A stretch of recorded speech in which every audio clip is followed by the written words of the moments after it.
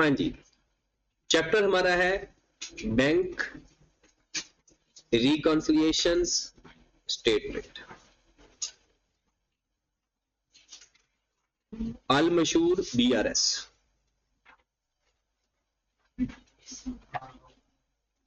ठीक है, अब सबसे पहले अब आपने ना इसको इसका बैकग्राउंड समझना। जो छुट्टियां करते हैं मतलब कल नहीं आए मतलब तो वो परेशान हो क्योंकि नया टॉपिक है तो सबके लिए एक ही है। तो पहले इसका बैकग्राउंड समझेंगे और फिर आप जब बैकग्राउंड समझ जाओगे तो ये सवाल भी हो जाए। 2 से 3 या मैक्सिमम 5 सवाल इस चैप्टर में से आ सकते हैं। तो वैसे भी ये प्रैक्टिकली इंपॉर्टेंट भी है, प्रैक्टिकल लाइफ के अंदर भी इसका बड़ा यूज है। ये होता क्या PRS। अगर हम देखें तो हमने सेकंड चैप्टर में एक कॉन्सेप्ट पढ़ा था कैश बुक, याद है? नहीं भी याद तो थोड़ा सा single column cash book, double column cash book, triple column cash book और पैटी कैश बुक। उसके अंदर सिंगल कॉलम कैश बुक में रिकॉर्ड होता था जी कैश का, कैश आएगा तो डेबिट, जाएगा तो credit. Double column cash book में रिकॉर्ड होता था कैश का भी और बैंक का। मतलब बैंक में पैसे जमा करवाते हैं तो बैंक कॉलम में लिखते हैं, कैश का इन आउट होता है तो कैश कॉलम में लिखते हैं। ट्रिपल कॉलम कैश बुक में डिस्काउंट भी आ जाता, ऐसा ही है। अब हम जो कैश बुक पढ़ रहे हैं ना, हम पढ़ रहे हैं उसका बैंक कॉलम ओनली। हम यहां पर जिसकी बात करेंगे वो किसकी बात करेंगे? Bank column only. ऐसी कैश बुक को बैंक बुक भी कहते हैं।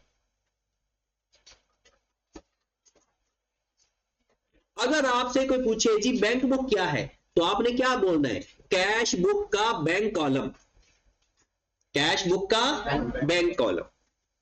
अब जब आपने बैंक में अपना अकाउंट ओपन करवाया तो जाहिर सी बात है जब अपना अकाउंट ओपन करवाओगे तो आपने पैसे बैंक में जमा करवाए तो आप क्या एंट्री पास कर रहे हैं? Bank debit cash credit. फिर एक आपका कस्टमर था, उसने डायरेक्ट आपके बैंक में पैसे जमा करवा दिए, bank debit account receivable credit. फिर आपने रेंट पे करना था, आपके पास कैश नहीं था तो आपने बैंक से ट्रांसफर कर दिया या चेक लिख कर दे दिया, रेंट डेबिट बैंक। मतलब बैंक बुक या कैश बुक का बैंक कॉलम। अगर मैं बैंक में सपोज दैट मैं 2024 के साल का या 2024 के मार्च के महीने का या जनवरी के महीने का लेजर बनाना चाह रहा हूं, मैं लेजर बनाना चाह रहा हूं 2024 के जनवरी के महीने का, जो पहले से मेरे बैंक में पैसे पड़े होंगे मैं उसे बोलूंगा ब्रॉड ऑफ। सपोज दैट 5,000 रुपए मेरे बैंक के अकाउंट में पड़े हो। अच्छा, ये जो बैलेंस है ये ब्लैक बैलेंस भी हो सकता है, ओवरड्राफ्ट। अगर ओवरड्राफ्ट होगा तो लायबिलिटी होगा और लायबिलिटी क्रेडिट साइड पर होती है। ऐसा हो सकता है ना आपके अकाउंट में बैलेंस नेगेटिव हो, अगर आपके अकाउंट में पैसे पड़े होंगे तो उसे बोलते हैं फेवरेबल बैलेंस। क्या बोलते हैं? तो कैश बुक का फेवरेबल बैलेंस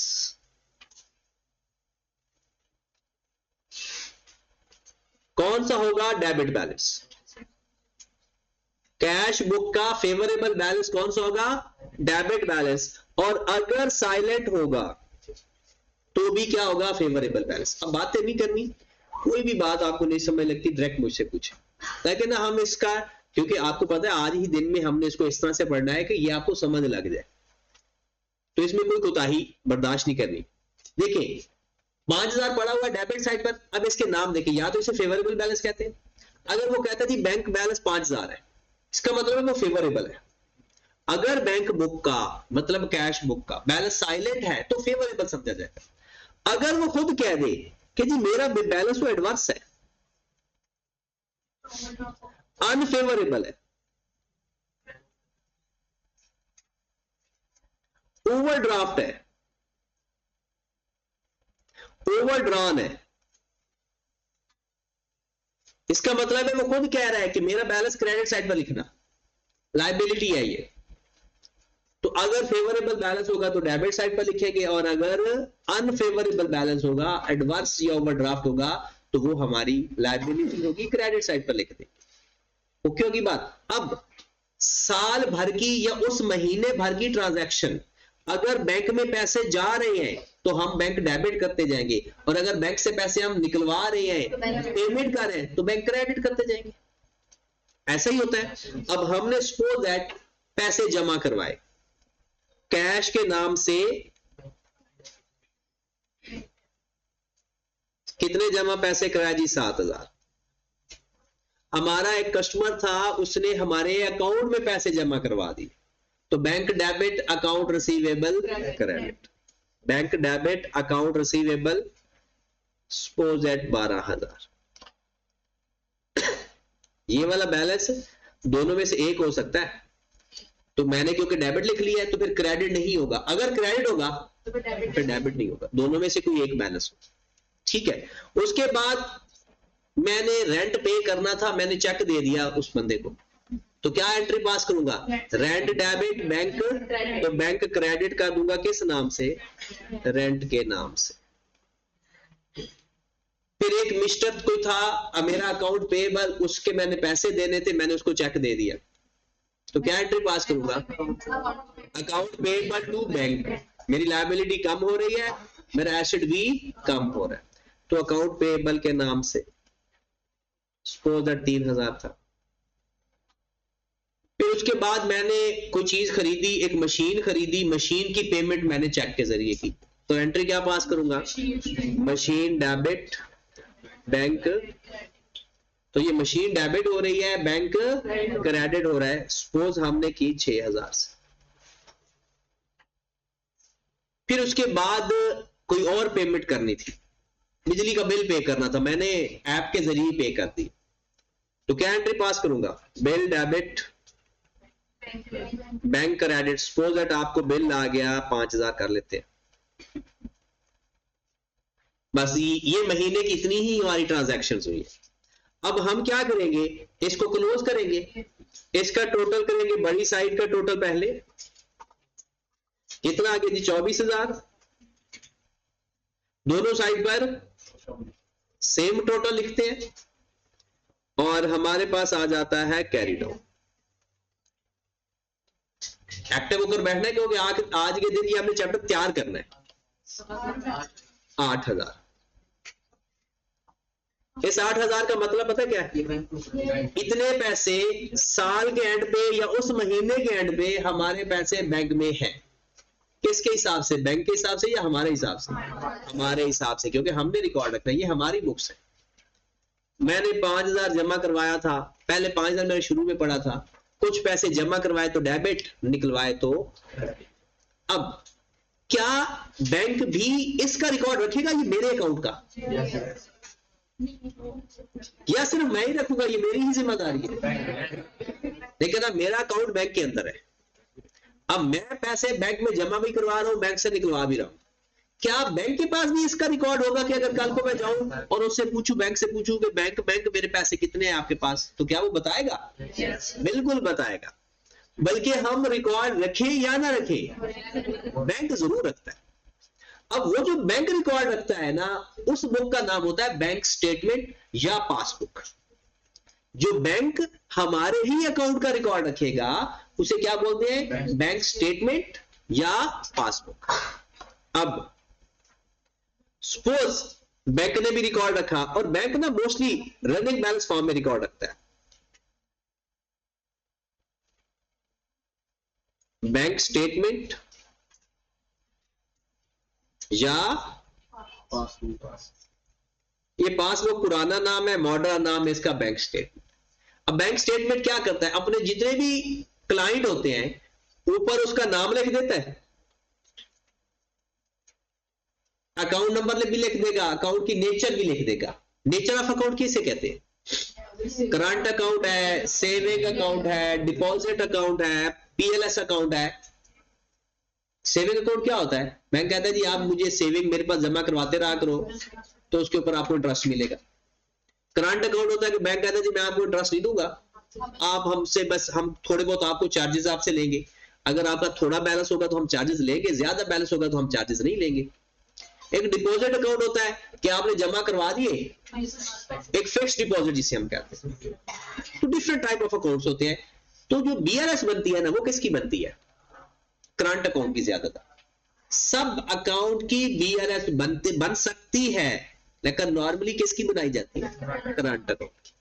ठीक है, अब ये पहले हमें पता तो चले ना बीआरएस है क्या, फिर उसके बाद मैं ये बातें बताता हूं कब बनती है, किस अकाउंट की बनाते हैं, वो बात की बात है। बैंक स्टेटमेंट वाला किस तरह से लिखता है? वो ऐसे लिखता है, डेट, यहां पर लिखता है पर्टिकुलर, यहां पर लिखता है डेबिट, यहां पर लिखता है क्रेडिट, यहां पर लिखता है बैलेंस। ये है बैंक स्टेटमेंट का फॉर्मेट। अब किसी भी बैंक की स्टेटमेंट के ऊपर एक हेडर होता है जिसमें आपके अकाउंट का नंबर लिखा होता है, आपके अकाउंट की नेचर लिखी होती है, आपका नाम लिखा होता है, कुछ इंफॉर्मेशन ऊपर लिखी होती है हेडर के अंदर। फिर उसके बाद नीचे जो इंफॉर्मेशन होती है वो इस तरह से होती है। और ये लेजर है। लेजर आपको पता है दो टाइप के होते हैं, एक टी फॉर्म और एक रनिंग बैलेंस फॉर्म। ये रनिंग बैलेंस फॉर्म का फॉर्मेट है। अब बैंक क्या करता है, वो कहता है कि जनाब यहां पर डेट लिखकर यहां पर वो भी ब्रॉड लिख देता है। कहता है जनाब इसका जी 5000 पड़ा हुआ है, और आगे लिख देगा डेबिट है या क्रेडिट है। अब सपोज दैट बैंक ने, ये बैंक की स्टेटमेंट है, बैंक ने आपको स्टेटमेंट भेजी, 5000 क्रेडिट लिखा हुआ। इसका क्या मतलब है? आपने ओवरड्राफ्ट है या आपके पैसे बैंक में पड़े हुए हैं?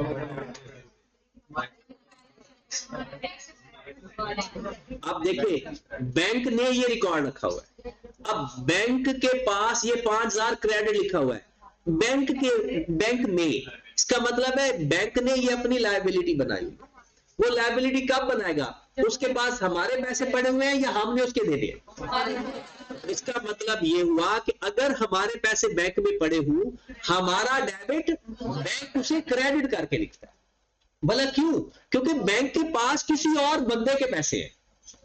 जो हमारे पैसे बैंक में हैं, क्या वो बैंक की है? तो बैंक की वो लायबिलिटी है।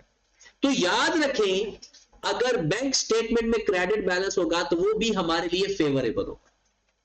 तो बैंक स्टेटमेंट का क्रेडिट बैलेंस फेवरेबल होता है हमारे लिए।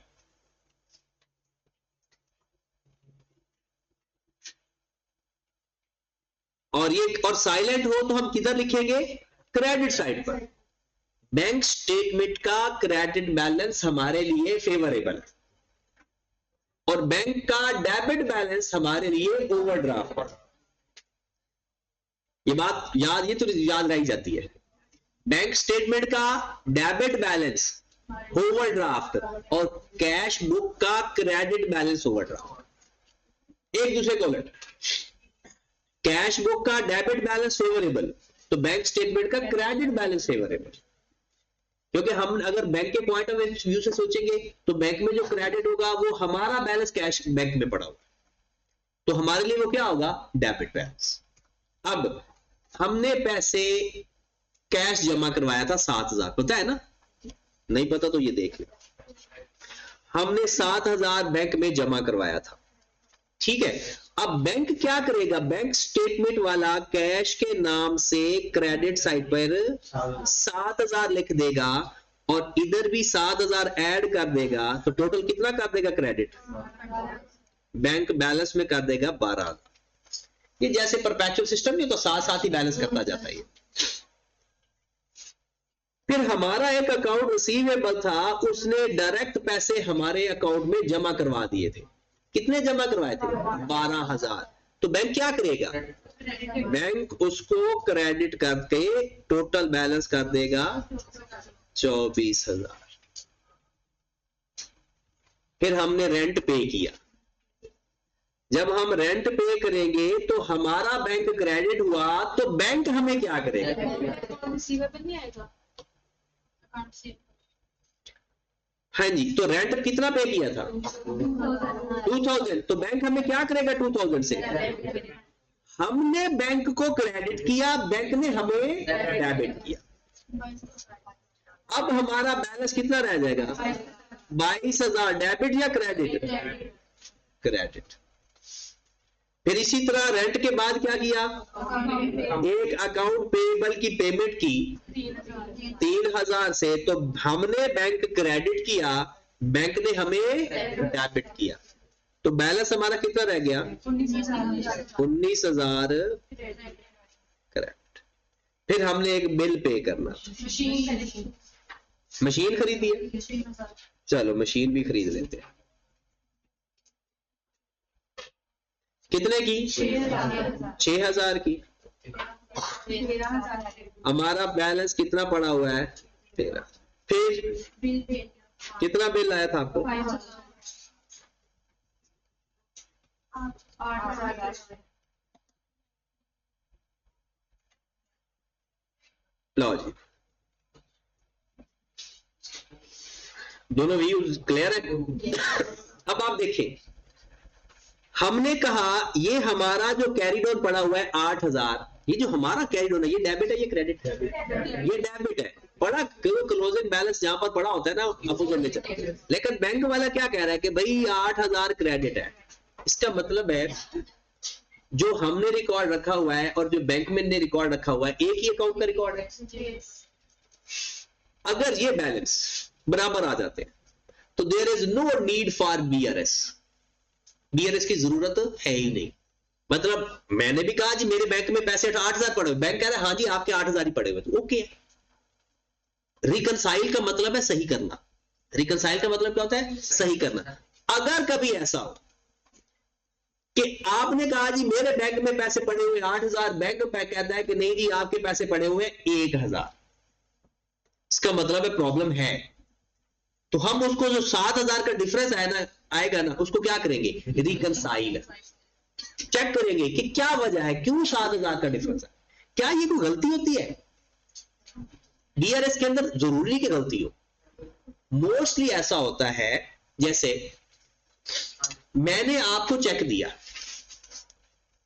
10,000 का, तो जैसे मैं आपको चेक दूंगा मैं क्या एंट्री पास करूंगा,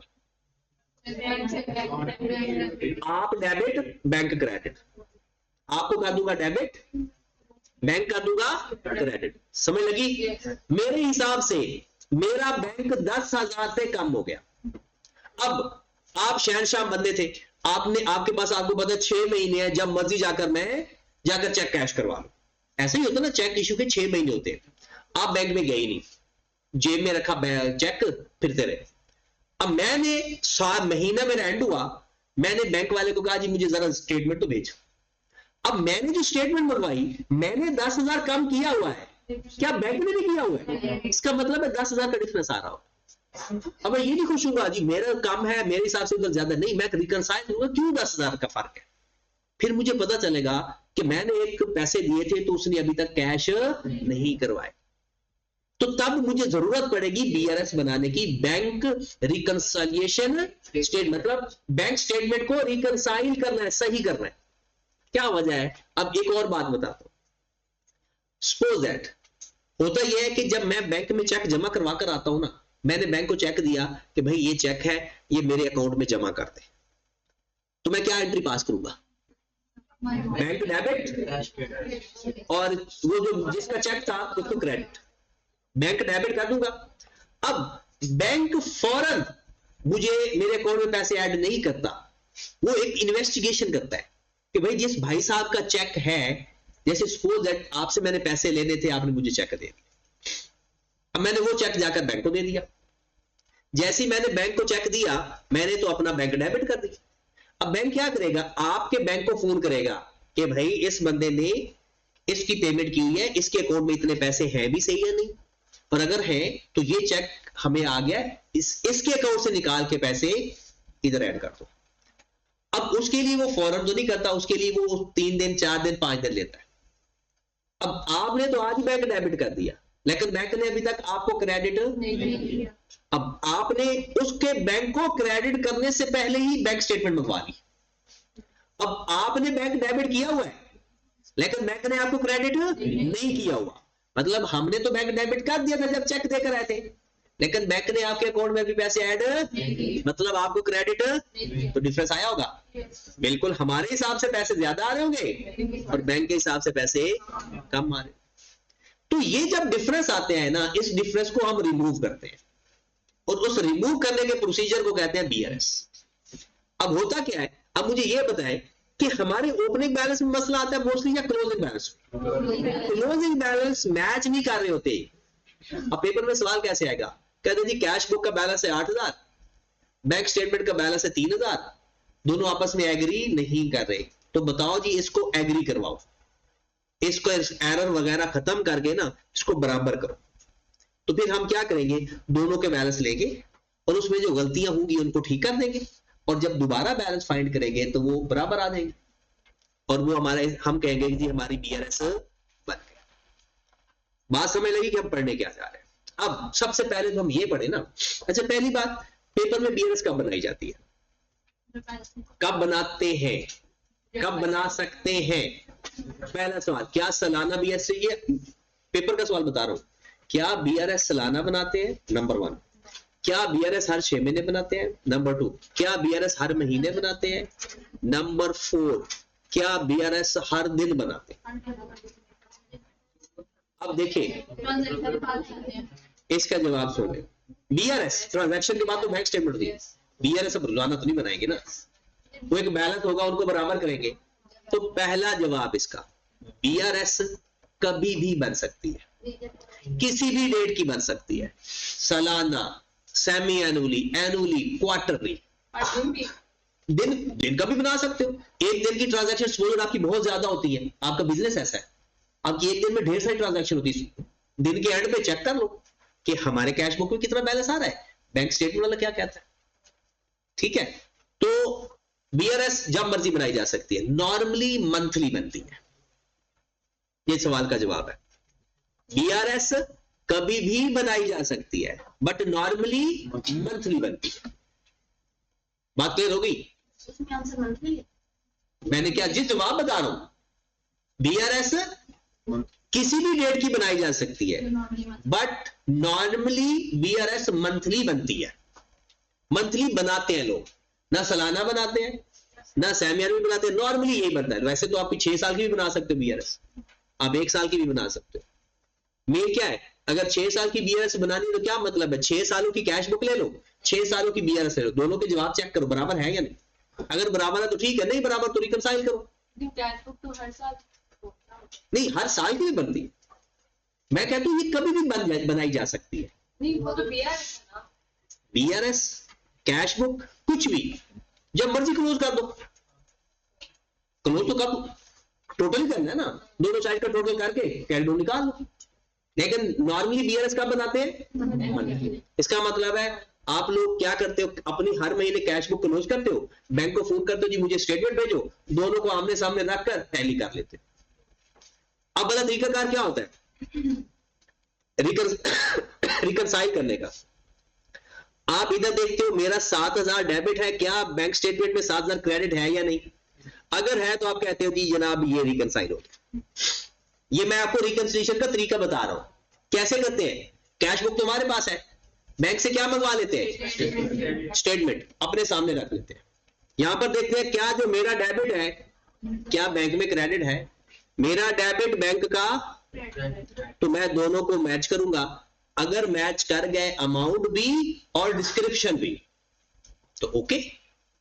फिर मैं क्या करूंगा, अपनी क्रेडिट साइड और बैंक की डेबिट साइड के साथ 1 बाय 1 टैली करूंगा, अगर मैच कर गए तो रिकंसाइल, और अगर मैच नहीं किए तो नीड फॉर रिकंसिलिएशन। ठीक होगी बात? तो ओरिजिनल तरीका, प्रैक्टिकल तरीका यही होता है कि हम अपनी डेबिट साइड को बैंक की क्रेडिट साइड के साथ, फिर हम अपनी क्रेडिट साइड को बैंक की, फिर बैंक की डेबिट साइड को अपनी क्रेडिट साइड के साथ, फिर बैंक की क्रेडिट साइड को अपनी, तो 4 स्टेप में बीआरएस बन जाती है। हम उसको हाईलाइट कर लेते हैं कि भाई ये चीजें मिसिंग है, तो उसको फिर बाद में रिकंसाइल कर लेंगे तो हमारा आंसर। तो एक छोटा सा सवाल हम करते हैं प्रैक्टिकली, फिर देखेंगे बुक वाले, फिर प्रैक्टिकली जब सवाल आएगा तो हमने किस तरह से करना है, तो उसके लिए उनके नाम भी मैं आपको बताऊंगा फिलहाल। एक हम कैश बुक बना लेते हैं,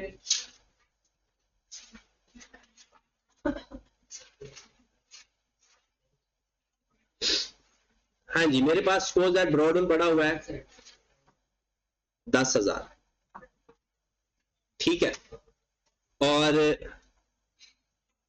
मेरे पास मिस्टर ए हमारा कोई रिसीवेबल था, उसने पैसे जमा करवाए 15,000 रुपए, मैंने कुछ कैश जमा करवाया 7,000, एक मिस्टर बी था, उसने पैसे जमा करवाए 12,000, एक मेरा डिविडेंड की कंपनी से आना था, वो डिविडेंड आ गया 3,000, ठीक है, और मैंने जो कुछ पैसे देने थे मिस्टर पी के, तो मिस्टर पी को पैसे दे दिए 6,000, मिस्टर क्यू एक भाई साहब था, उसके भी मैंने पैसे देने थे, वो दे दिए 10,000, उसके बाद मेरे कुछ बैंक चार्जेस बने, बल्कि अभी बैंक चार्जेस रहने दो, मैंने अकाउंट पेएबल या बिल पे करना था, वो बिल मैंने पे कर दिया 2,000 का, ठीक है ना। सपोज दैट अभी मेरी यही ट्रांजैक्शन हुई है महीने भर में, मैं क्या करूंगा, टोटल कर दूंगा, बड़ी साइड का टोटल पहले 47,000, इधर भी लिख दूंगा 40, कैरी ऑन कितना आ गया 29,000। इसका मतलब क्या है कि इस महीने के एंड पे ना मेरे बैंक में कितने पैसे पड़े होने चाहिए 29,000। मैंने बैंक से कहा कि मुझे ना बैंक स्टेटमेंट शेयर करें, अब कहने की जरूरत ही नहीं होती, आप अपनी वेबसाइट पे ऐप पे जाएं, आप अपनी बैंक स्टेटमेंट डाउनलोड भी कर सकते, इवन के इजी पैसा, ये बैंक ही समझो। अब देखिए मजे की बात बताओ, इजी पैसा या जायज कैश आप में से कितने लोग इस्तेमाल नहीं करते, आपने कभी नहीं किया, और आपने कभी नहीं इस्तेमाल किया, आप 3 लोगों ने नहीं इस्तेमाल किया, बाकी लोगों को मैं बता देता हूं, आप लोग कान बंद कर। आप जब भी जायज कैश से या इजी पैसा से पैसे निकलवाओगे ना, तो आपको एक मैसेज मिलेगा, और वो मैसेज क्या आ गया, your account will be debited, your account will be. अब आप सोचोगे मैं तो पैसे निकलवा रहा हूं, ये कह रहा है your account will be debited, क्यों कह रहा है, वो अपने हिसाब से कह रहा है, बैंक के हिसाब से कह रहा है कि भाई आपके पैसे इतने थे, तब लायबिलिटी थी मेरी, अब आपने पैसे निकलवा लिए तो उतनी लायबिलिटी उस अकाउंट की कम होगी, तो जब लायबिलिटी कम होती है तो वो डेबिट कहता है। अब जब पैसे जमा करवाओगे वो आपको एक मैसेज भेजेगा, your account will be credited. आप अपने मैसेज देख ले, अगर आपकी कोई लास्ट ट्रांजैक्शन हुई है, तो अगर आपकी लास्ट ट्रांजैक्शन में आपने पैसे जमा करवाए हैं, तो आपको मैसेज मिला होगा your account will be credited by rupees this, और अगर आपने पैसे निकलवाए होंगे ना अकाउंट से, तो ये मैसेज आपको रिसीव हुआ होगा, your account will be debited for rupees this, क्योंकि वो किसके पॉइंट ऑफ व्यू से बता रहा होता है, अपने पॉइंट ऑफ व्यू से बता रहा है, मतलब बैंक के पॉइंट ऑफ व्यू से, ठीक होगी बात। अब बैंक वाले से हमने स्टेटमेंट मंगवा ली, उसने भेज दी स्टेटमेंट, या हमने डाउनलोड कर ली बैंक स्टेटमेंट, उसने भी ऐसा लिखा होगा डेट, डिस्क्रिप्शन या पर्टिकुलर, डेबिट, क्रेडिट और ठीक है। उसने जी ब्रॉड ऑन लिखा होगा पहले 10,000, और क्या लिखा होगा, क्रेडिट।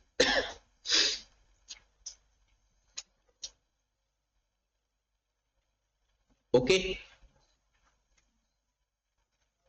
उसके बाद कितने पैसे अकाउंट में जमा करवाया मिस्टर ए ने, मिस्टर ए का मैंने डेबिट किया हुआ, बैंक क्या करेगा, और यहां पर क्या लिख देगा 25,000 क्रेडिट, ठीक है।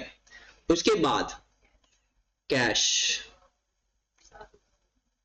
50,000, 7,000, कितना हो गया 32,000 क्रेडिट। उसके बाद डिविडेंड,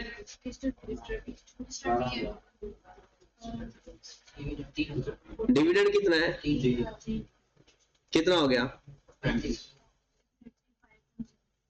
क्रेडिट, ठीक होगी बात। फिर उसके बाद हमने मिस्टर क्यू की पेमेंट की थी या पी की, चलो उसको भी देखते हैं। मिस्टर पी पे आ जाए। मिस्टर पी के कितने पैसे आपने दिए? मिस्टर पी, सर वो पहले लिखे ना, फिर हमारा हिसाब खराब हो जाएगा। कोई बात नहीं, आपका हिसाब ही तो खराब करना है, हिसाब खराब होगा तो बीआरएस बनेगी ना। 6000 क्या करेंगे? बैंक ने क्या किया? 29,000 क्रेडिट। फिर उसके बाद छोड़ दे उसको। नेक्स्ट बिल, बिल है 2000, 27,000 क्रेडिट। फिर क्या है? एक और चीज लिख ले, bank charges. Bank charges, bank हमें डेबिट करता है या क्रेडिट? बैंक चार्जेस, बैंक पैसे हमारे काटेगा तो डेबिट करेगा हमें। बैंक जब हमारे अकाउंट से जब जब पैसे निकाल काटेगा क्रेडिट करेगा, डेबिट करेगा, और जब जब हमारे अकाउंट में पैसे आएंगे तो क्रेडिट। अब डेबिट करेगा सपोज 1000,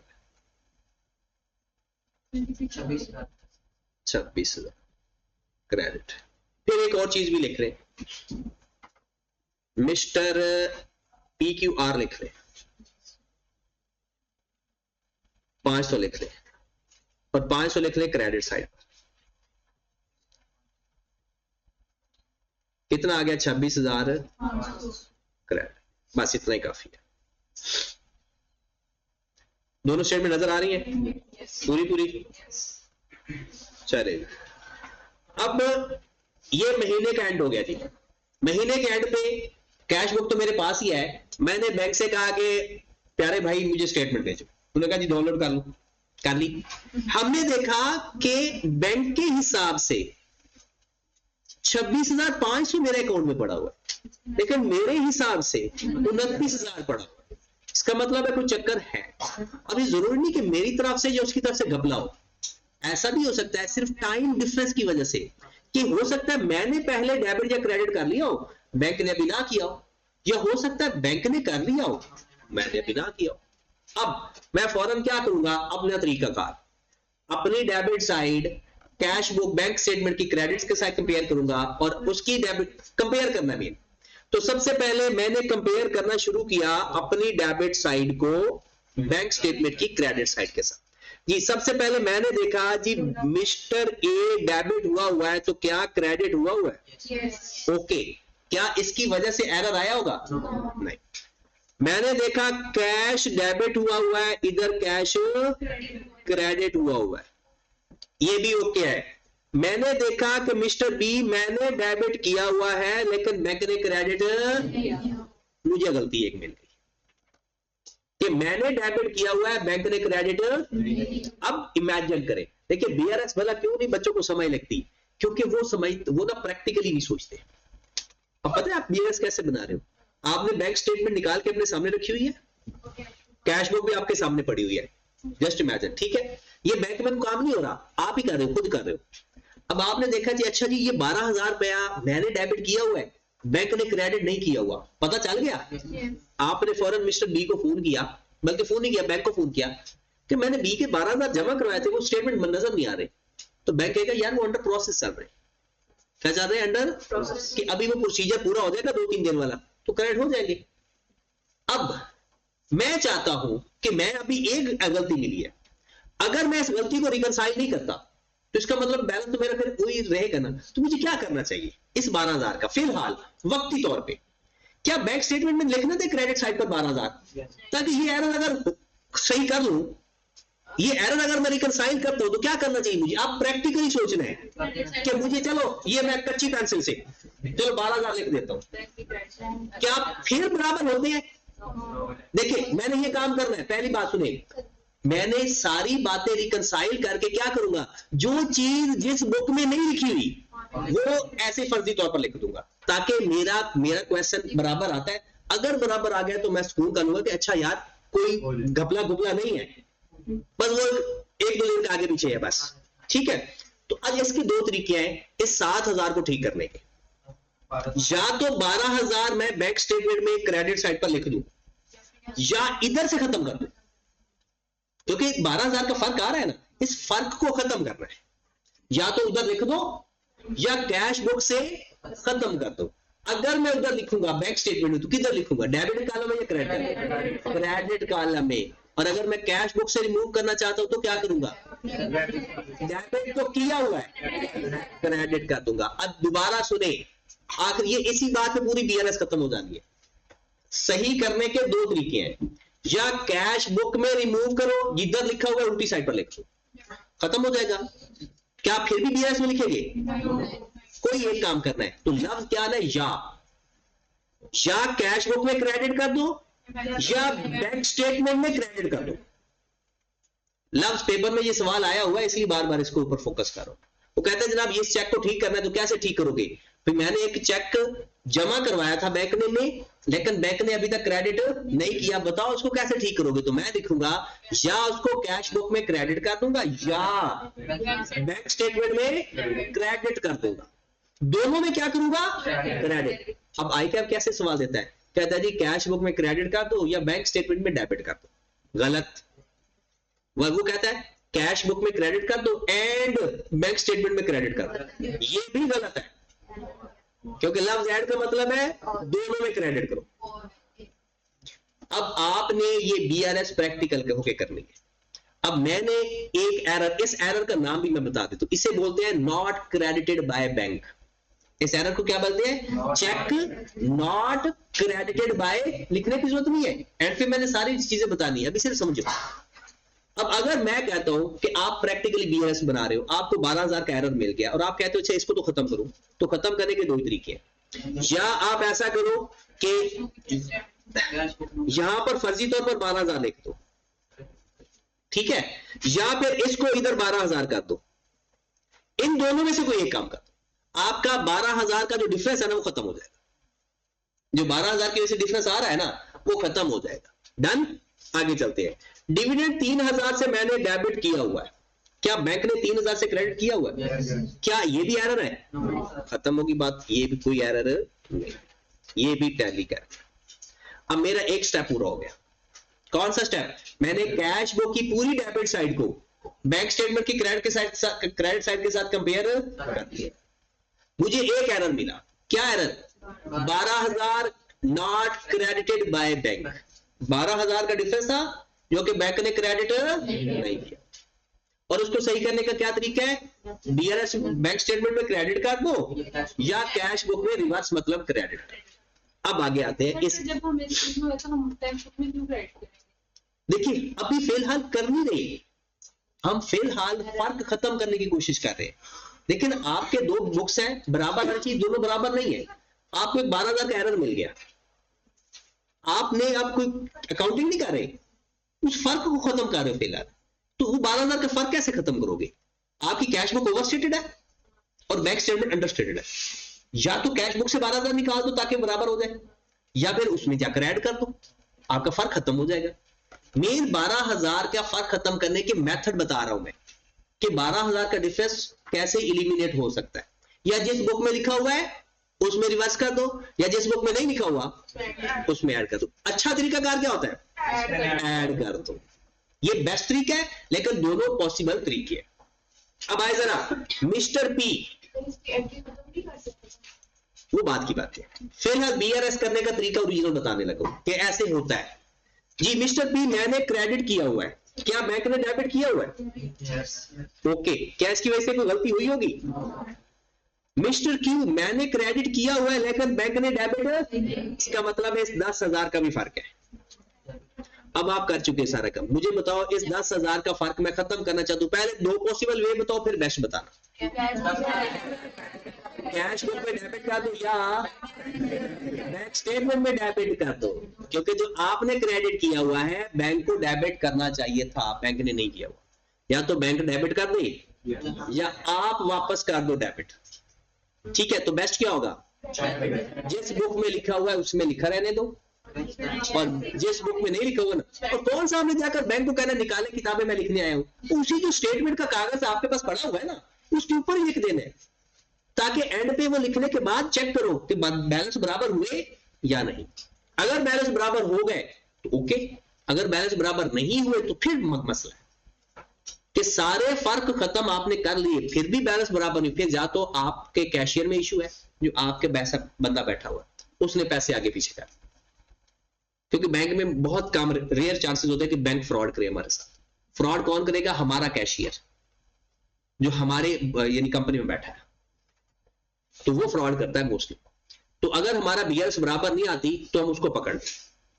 मोस्टली पेपर में पहले सवाल क्या आता था कि जनाब आपका एक कैशियर था, वो जॉब छोड़ के चला गया, हफ्ते बाद ही उसने गाड़ी ले ली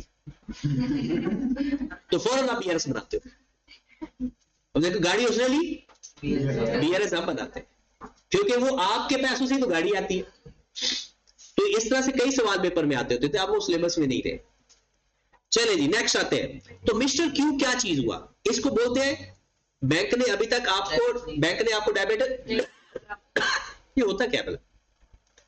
आपने मिस्टर क्यू को एक चेक दिया था, आपने मिस्टर क्यू को एक चेक दिया था। अब मिस्टर क्यू ने जाकर बैंक में जाना था, वो चेक लेकर जाना था, तो बैंक उसे पैसे दे देता, तो आपने क्रेडिट कर दिया, बैंक आपको डेबिट कर देता। लेकिन अभी तक वो चेक लेकर प्रेजेंट ही नहीं हुआ। इस ऐसे चेक को बोलते हैं नॉट प्रेजेंटेड चेक। ऐसे चेक को क्या बोलते हैं? Not presented cheque to the bank. Bank में अभी तक वो प्रेजेंट ही, तो आपने तो क्रेडिट कर दिया जिस दिन मिस्टर क्यू को चेक दिया था, लेकिन बैंक ने अभी तक आपको डेबिट नहीं दिया। फर्क तो आ जाएगा ना बैलेंस में। इस फर्क को रिमूव कर देते, 10,000 डेबिट साइड पर छोटा सा कच्ची पेंसिल से लिख देते।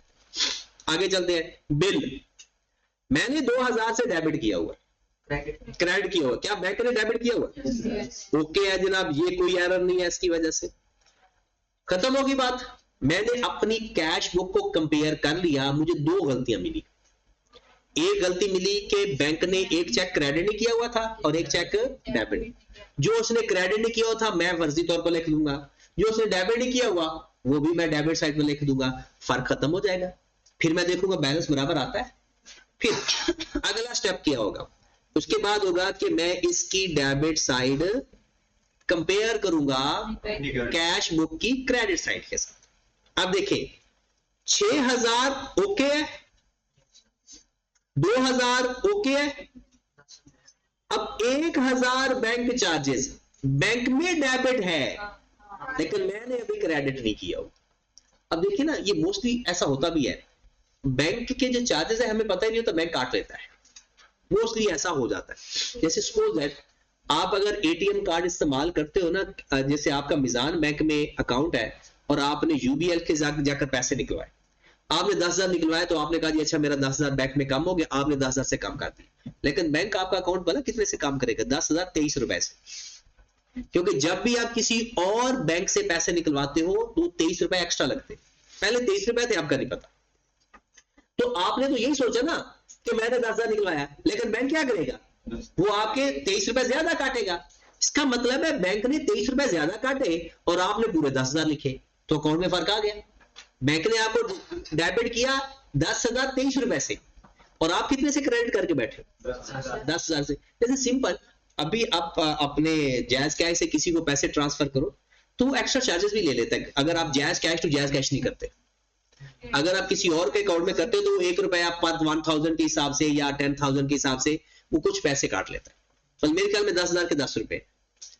तो वो जब भी आपने पैसे किसी और अकाउंट में ट्रांसफर करने हैं ना, तो वो थोड़े से ज्यादा पैसे काटता है, और वो जो ज्यादा काटता है उसे क्या बोलते हैं? Bank charges. अब अगर आपको पता है, आपने रिकॉर्ड कर लिया, फिर तो है ठीक। ये बात भी समझे। देखिए बैंक ने आपका अकाउंट उसने मेंटेन किया हुआ ना, तो वो कुछ चार्जेस भी लेगा आपसे। कौन से चार्जेस? आपका एटीएम कार्ड खत्म हो गया, एक्सपायर हो गया, वो आपको नया बनाकर देगा, उसके चार्जेस लेगा। अब उसने चार्जेस लिए तो आपको क्या करेगा? डेबिट या क्रेडिट? डेबिट। लेकिन आपको याद नहीं ना, आपने क्रेडिट नहीं किया, तो आपके बैलेंस में फर्क आ गया। अब क्या करोगे? क्या बैंक से रिवर्स कर देंगे या कैश बुक में क्रेडिट कर देंगे? कैश बुक में क्रेडिट सही तरीका यही है, और ऑप्शनल तरीका क्या है? या तो इधर क्रेडिट कर दो या उधर वापस क्रेडिट कर दो। याद रखिए बीआरएस में दोनों साइड पर सेम नेचर होती है, कैश बुक में क्रेडिट कर दो या उसने डेबिट किया हुआ है ना, उधर क्रेडिट कर दो। या और बेस्ट तरीका क्या होता है? जिस बुक में ना लिखा हो ना उसमें लिखते होते हैं। हाँ जी, अब यहां पर आओ जरा। अब बैंक की क्रेडिट साइड को किसके साथ कंपेयर करेंगे? कैश बुक की डेबिट साइड के साथ। करो जरा। 15,000 15,000 ओके है। 7,000 7,000 ओके है। फिर डिविडेंड का 3,000 3,000। फिर मिस्टर आर का 500।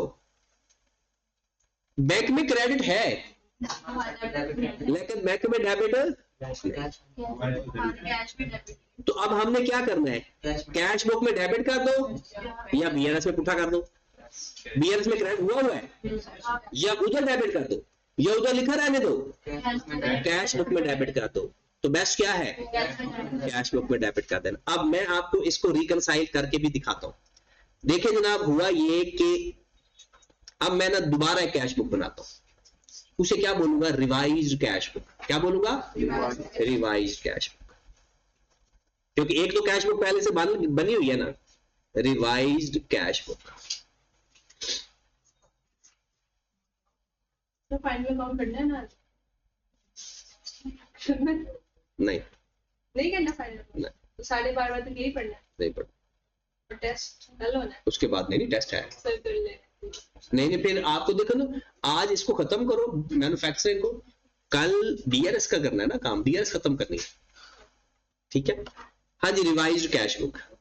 अब जरा ना आखिरी, क्योंकि इसका ये अभी तक जो हमने कंप्लीट नहीं पढ़ा, अभी तक हमने कह रहे कि हमने पढ़ना क्या है।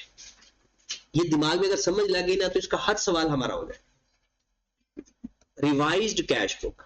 सबसे पहले जो आपके पास इसका बैलेंस पड़ा हुआ है 29,000, वो ठीक है या अनएडजस्टेड है? इसको आप कहोगे, इसको लिखोगे अनएडजस्टेड बैलेंस। अनएडजस्टेड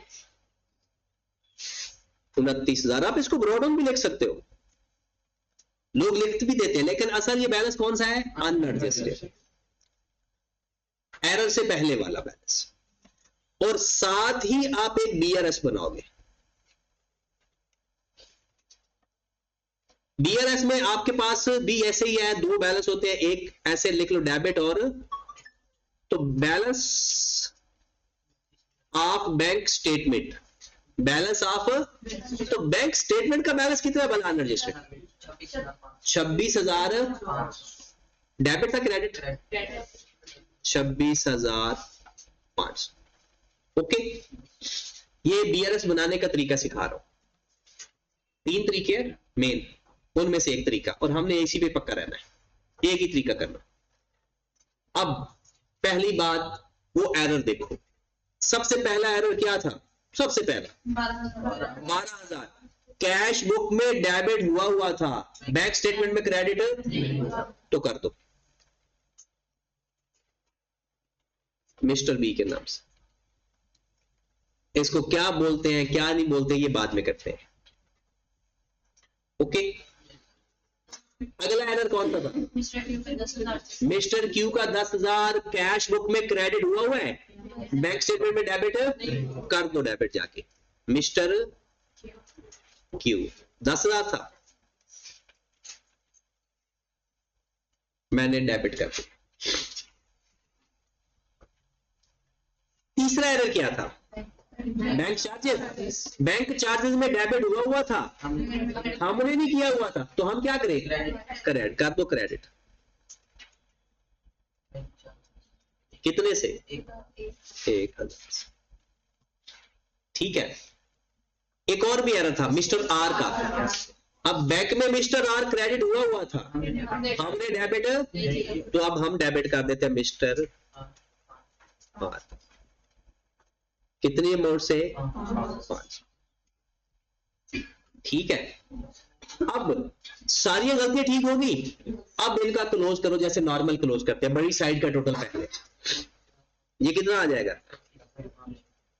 29,000। इधर भी कितना आ गया?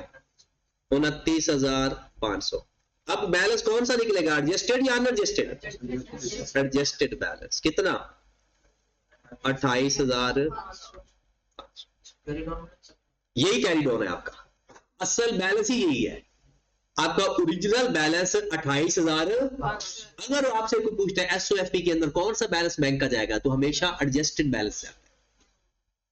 ठीक है, अब आए जरा इसको क्लोज करते हैं। इसकी बड़ी साइड का टोटल पहले करें, 26,500 प्लस 12,000, 12 इधर इधर इधर 38,000,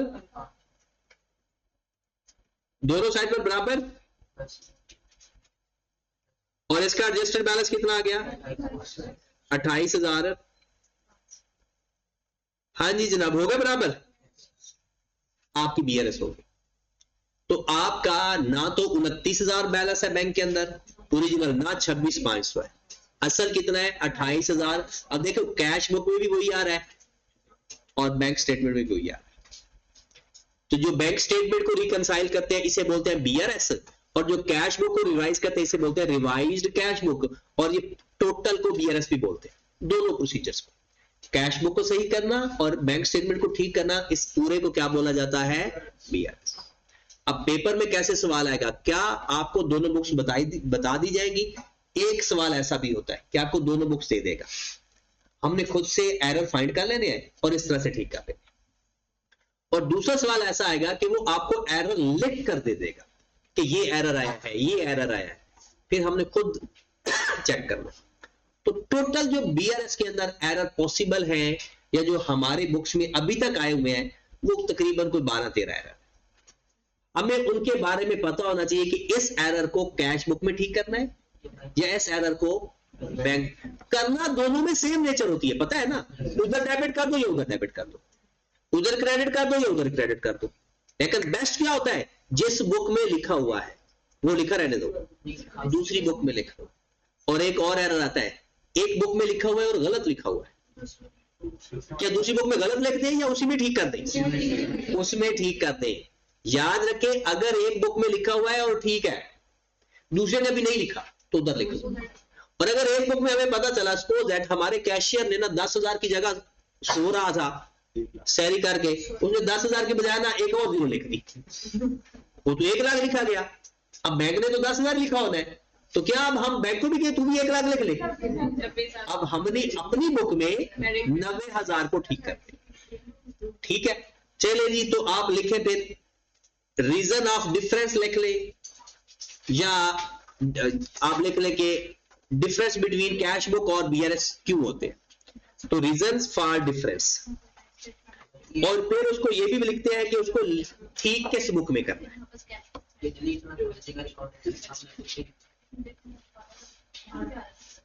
नहीं, इसके तो लेक्चर भी अवेलेबल है पुराने।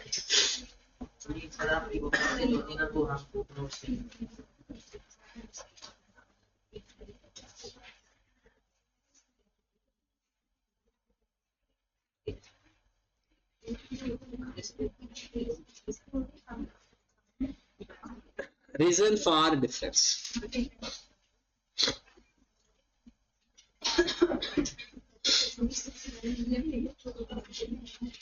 चलिए जी, सबसे पहला मैं नाम भी बताता जाता हूं और ये भी बताऊंगा बेस्ट किस बुक में ठीक करना है। सबसे पहली रीजन, उसका नाम होता है not presented cheque. Not presented cheque, या इसका नाम होता है outstanding check.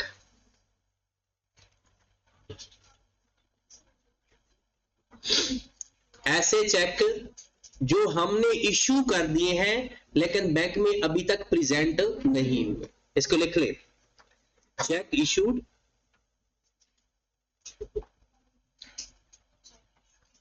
But not presented into bank.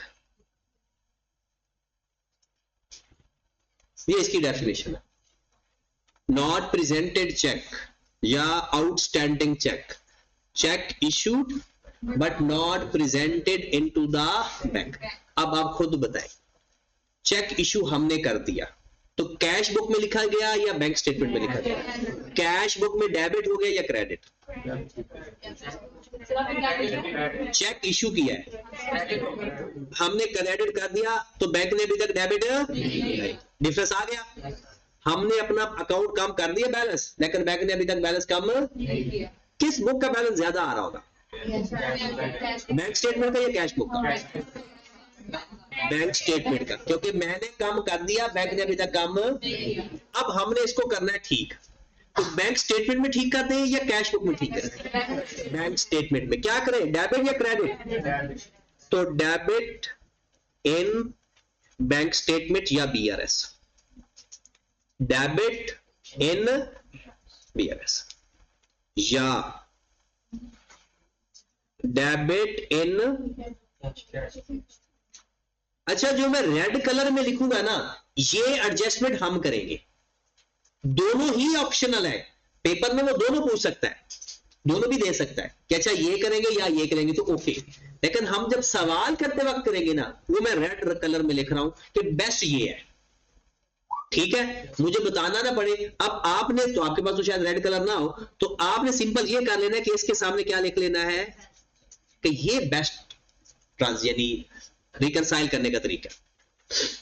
Okay, अब आपके पास अगर वो खुद बता दे कि इतने चेक अनप्रेजेंटेड है, तो सही कर लोगे, बीआरएस में जाकर डेबिट में लिख देना। बीआरएस में जितने भी अनप्रेजेंटेड चेक होंगे वो किस में लिख देंगे, बीआरएस में debit side. Number 2, not credited check.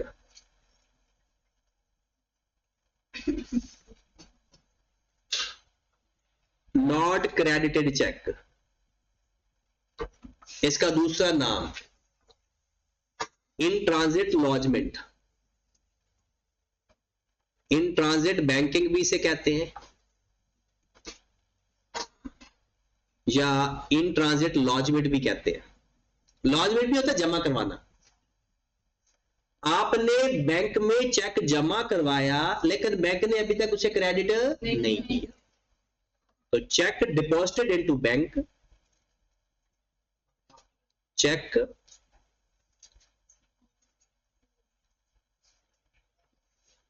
deposited into bank but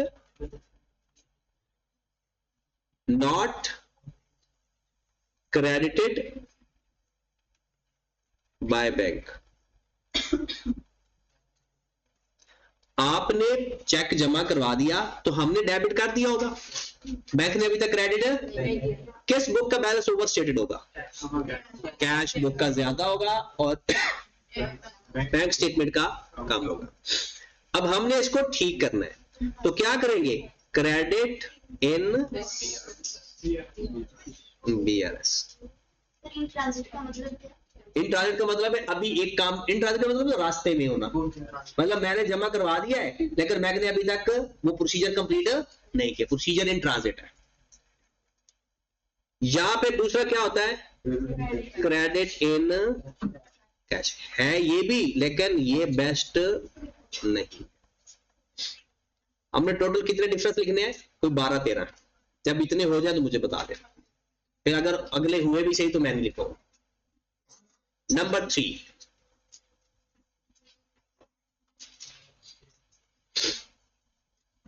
number 3 लिख लिया है ना, लिखो लिखो।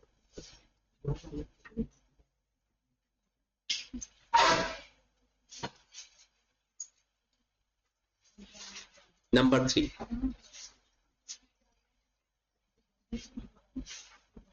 तीसरे नंबर पर है bank charges. Most of the cases bank charges पहले कौन लिखता है, बैंक। क्या करता है, डेबिट करता है। अब बैंक चार्जेस के बारे में ना दो बातें, एक तो जो आपने कही वही, इसको सही कैसे करेंगे, बैंक डेबिट कर चुके हैं हमें, मतलब इसकी ऑप्शन ए वो क्या है जनाब, क्रेडिट। वैसे हम क्रेडिट इन कैश बुक कहते हैं, या हम कहते हैं जी हम बैंक क्रेडिट कर देंगे। ओरिजिनल क्या मतलब होता है, हम बैंक क्रेडिट कर देंगे कैश बुक के ऊपर। तो क्रेडिट इन कैश बुक, किसको क्रेडिट करेंगे, बैंक को। बैंक हमें करता है डेबिट या क्रेडिट, हम बैंक को डेबिट या क्रेडिट कर देते हैं। और इसका एक बी ऑप्शन भी, या पहले या क्रेडिट इन BRS। दूसरी बी ऑप्शन। अब बी ऑप्शन के बारे में ये आप ध्यान से सुनोगे तो बात याद रहेगी, वरना नहीं। बैंक चार्जेस थे, हमें लगा डाउट है, हमने बैंक से पूछा कि भाई ये बैंक चार्जेस 1000 रुपया ये कौन से हैं? उसने देखा, कहता वो नहीं यार वो ना थोड़ी सी मिक्सअप हो गया, वो ना सलमा के बैंक चार्जेस थे, तो आप सलमान थे तो मैंने वो सलमान के अकाउंट में नहीं, तो माजरत मैं ना रिवर्स कर देता हूं और सलमा को चार्ज कर दूं। अब क्या यानी 1000 पैसे बैंक स्टेटमेंट में लिखा हुआ है चार्ज, बैंक चार्जेस। अब बैंक ने एडमिट कर लिया, ये सवाल पेपर में आज जाएगा, बैंक कहेगा अच्छा ठीक है मैं एडमिट करता हूं, मैं अगले महीने इसको ठीक कर दूंगा। सवाल समझ लग गया? बैंक ने गलत की, बैंक ने गलती की। अब हमने वो 1000 रुपया क्या इग्नोर कर देंगे, चलो बैंक अगले महीने ठीक कर देगा, या अभी मैं उसको ठीक करूं? अभी तो मैंने ठीक करना ही करना है। किस बुक में गलती है, कैश बुक में या BRS के अंदर? तो BRS तो मेरे सामने पड़ी है, मैं खुद भी उसके ऊपर लिखी जा रहा हूं, तो क्या करूंगा मैं उसमें क्रेडिट कर दूं। ठीक है, तो दूसरा क्या होता है कि एरर बाय बैंक। क्या होता है वो? एरर बाय बैंक होता यह है कि बैंक गलती से हमें बैंक चार्जेस लिखता है, एरर बाय बैंक। अब वो जब गलती से हमें चार्ज करेगा तो हम उसको कैसे ठीक करेंगे? Credit in BRS।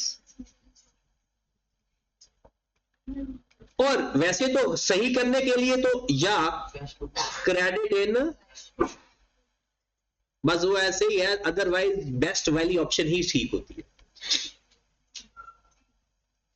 रिकनसाइल दोनों तरीकों से हो जाता है, और ये आपसे अपने अंदाज में लिख लें कि बैंक की तरफ से गलती होगी, बैंक कह रहा है कि जी मैं आने वाले दिनों में ठीक कर दूंगा, फिर भी हम BRS में ठीक करेंगे, चाहे वो ठीक करे या ना करे, हम BRS में एक दफा ठीक है, ताकि हमें पता चले कि हमारा बैलेंस बराबर होता है या नहीं होता। सर पर अगर अभी हम क्रेडिट करें तो बाद में बैंक तो उसको सही कर देगा ना? वो जो बैंक सही कर देगा तो अगली कैश बुक के बैलेंस बराबर आ जाएंगे। आज के बैलेंस बराबर नहीं है ना, तो मैंने तो आज के बैलेंस चेक करने बराबर आ रहे हैं। हमारा तो सही हो तो बैंक की भी हमारा ठीक है, हमारा बैलेंस बैंक स्टेटमेंट के साथ बराबर नहीं हो रहा, किस वजह से कि 1000 रुपए का फर्क है। तो अब वो BRS तो बैंक बनाता है ना बाद में, लेकिन मेरे सामने जो स्टेटमेंट पड़ी हुई है उसमें तो 1000 रुपए का फर्क है और वो गलत है। अब वो फर्क मैंने ठीक करूंगा तो मेरा एडजस्टेड बैलेंस बराबर होगा, तो अगर मैं वो फर्क ठीक नहीं करूंगा एडजस्टेड बैलेंस, फिर मेरा 1000 रुपए से डिफर कर जाएगा, तो मैं उस वक्त एक दफा ठीक कर दूंगा। लेकिन ये फिर अपनी कैश बुक में क्रेडिट करेंगे तो वो कैश बुक नहीं खराब होगी। मेन खराब, हमने मेन एक फर्क कैश बुक को ठीक करना नहीं है, फर्क खत्म करना है, और फर्क दो तरह से खत्म होते हैं, जिस बुक में लिखा हुआ है उधर से खत्म कर दो, या जिस बुक में नहीं लिखा हुआ उसमें ऐड कर दो, तो दोनों से बराबर हो जाएगा काम। तो BRS का ये मतलब है बस। चौथा नंबर, बराबर किया हो तो अगले महीने जब वो अपनी स्टेटमेंट देगा, जब अगले महीने हम अगले महीने की अपनी कैश बुक लेंगे, वो तो BRS एक फर्जी तौर पर बनती है ना, वो बन के खत्म होगी। जब अगले दफा होगा मेरे कैश बुक में तो नहीं लिखा हुआ, ओरिजिनल कैश बुक में तो लिखना ही नहीं होता, और जो नहीं वो BRS भेजेगा उसमें सही करके भेजेगा। हाँ जी, चौथा number, bank customer directly deposited our account. Customer directly deposited in our account. Customer directly deposited in our account. अच्छा ये देखें, हमारा कस्टमर था, उसने हमें बगैर पूछे बगैर बताए हमारे अकाउंट में पैसे जमा करवा, अब हमें बताया तक नहीं, तो किस बुक में पैसे आ चुके हैं और किस बुक में अभी नहीं बताया? स्टेटमेंट में आ चुके हैं, कैश बुक में अभी। अब आप सोच रहे होंगे कि ऐसा कैसे हो सकता है? ऐसा होता है, मोस्टली लोग हमारे अकाउंट में डायरेक्टली पैसे जमा करवा देते होते हैं और हमें इन्फॉर्म नहीं करते, और हमें क्या पता चलता है? जब हम बैंक स्टेटमेंट में देखते हैं। इसकी सबसे बड़ी एग्जांपल मैंने आपको पहले भी बताई थी कि आप लोगों ने अभी ताजा ICAP की फीस जमा करवाई है, किसके अकाउंट में पैसे जगह है? आई कैप के अकाउंट में। आप में से कितने लोगों ने आई कैप को फोन करके बताया है आई कैप मैंने पैसे जमा करवाए?